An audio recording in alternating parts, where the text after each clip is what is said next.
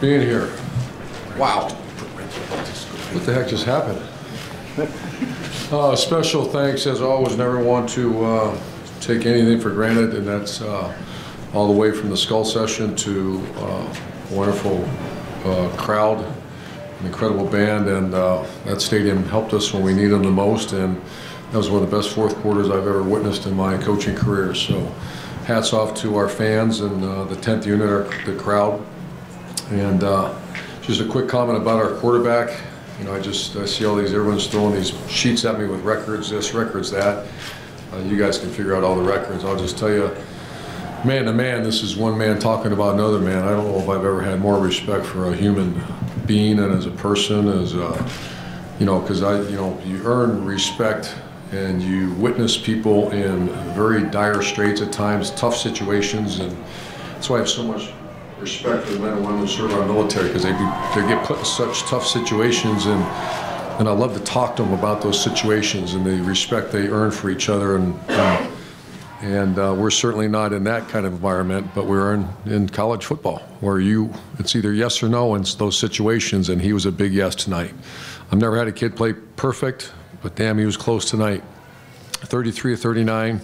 I can count 4 drops off the top of my head, and then 2 penalties that kept him from big completions. And he'd be the first one to tell you he's a product of those around him, which he is. Receivers, offensive line played well. That's the #1 defense in America we have great respect for. And I just can't, just how proud I am of JT. With that said, I'll answer any questions.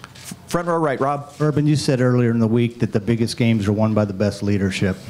JT, you see him behind the scenes. I think he had 16 straight completions tonight at one point. Wow. What do you see? What did you see this week in him? I've seen, I've had him for, I think, 5 years.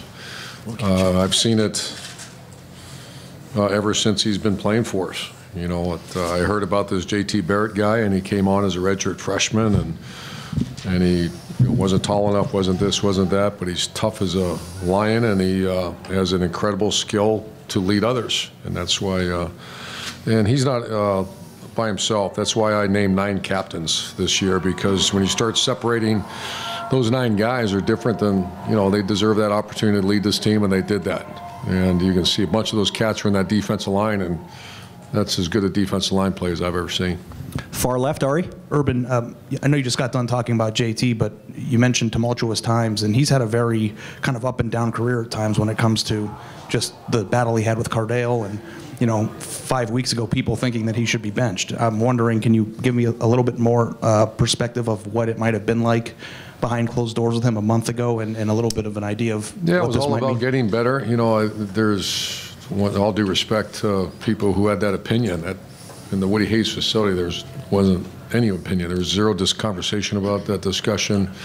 So once again, when I hear people say, well, there's a lot of people thought, that's not one time I've walked into a staff meeting and say, hey, what do you guys think, what do the fans and the media think about JT? We don't talk about that. We talked about what do we have to do to get better, and realize that a lot of times the quarterback, deservedly so, gets far too much credit, far too much blame. Like, he's getting a lot of credit tonight, but also those receivers played their tails off for him too. He's a strong kid. It's had to have been strong. I mean, yeah, strong as a lion. But he also reads and knows and is aware of all the I think things. I think he's beyond all that. I think there's a point, all of us in our lives, that you'll read something, you'll say, what is that? But he's a professional. He's a college athlete, but he's a pro. And I'm at the point in my career too, and so a lot of older guys are like, did you read that? Did I read what? No, we're good. We just got to get better. Got to get better. Got to keep the steady in the boat. Keep the boat moving forward. Front row right, Bill. Urban, you've won 3 national championships. You're perfect against Michigan. But can you recall a game in which it seemed like you were pushing up the hill and a win was as improbable as this one? Can you describe your emotions and how many times you must have thought it's not meant to be? Yeah, that one fumble, I kind of thought, we got, and then also that our kickoff coverage. I'm not even going to take questions on that. We're going to have to just make some serious changes on personnel and everything else. That was comical. So, yeah, this was, of all the coaching of 31 years I've ever been, I can't remember one quite like this one. Far left over here, Doug. Urban, what did you get a sense of on the sideline with your guys when you're down 14-0 like that so quickly? I think I say this often, that there's only really one guy panicking. It was me. And we have a bunch of veteran players out there, veteran coaches, and that's Kevin Wilson and Ryan Day did a very nice job. Greg Schiano, defensive staff, very nice job. We just had the task at hand, get some things fixed. And the special teams looked awful at times, but also made maybe the play that saved the game, the block punt.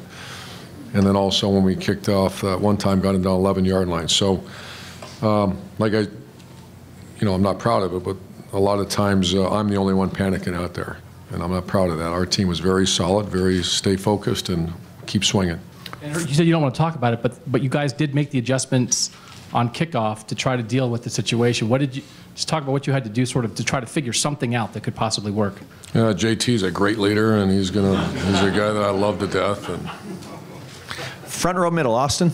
Urban, I know you said that you might have been the only one panicking, but coming off the bye week, you guys seemed so confident.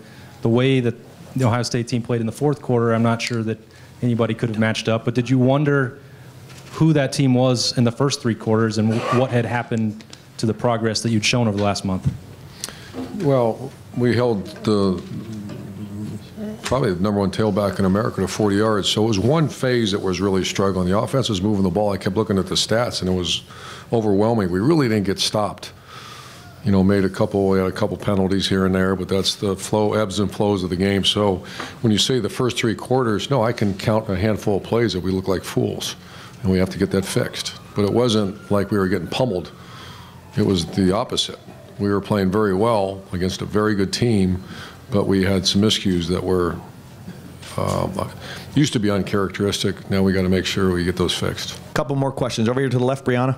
Coach Meyer, in the fourth quarter, JT definitely, his performance was Heisman Trophy candidate like quality. So do you think this was his best performance thus far in his football career? I think that H word is appropriate after today's game. And the last, what'd you say? Excuse me? Do you think this is his best performance in his whole football career since he's been here? Well, I can think of some great ones, but I'd probably put this 1A or 1B. I remember Michigan State in 14 was one of those days like he had today. But yeah, this has to be one of his best. This is one of the best I've ever seen a quarterback play. Front row, Tim. Urban, this was a game where both teams were throwing haymakers, especially in the fourth quarter. What is the play you're going to remember most? And then number two, past that, Jalen Holmes' sack there on that last possession set up, the serendipity that led to the last play. What just kind of came right, do you think, in that last possession? Defensive line and Larry Johnson, I heard, do we blitz, do we do this? And I remember just over the headsets, Coach Johnson saying, let him go. Just let it, coach, you don't need to pressure him. Let those four guys go after the quarterback. And my gosh, they were all over the place. And what play do you remember right now? What's the play that just sticks out in your mind for this game? What are you thinking when I say that? Probably the game winner, because I remember the call was 8-17, Y seam, look back. And they gave us the look that we needed, and those guys did a very nice job and executed to perfection. And two more. Over here to the right, Clay. Was it the greatest comeback in your coaching career? I think so.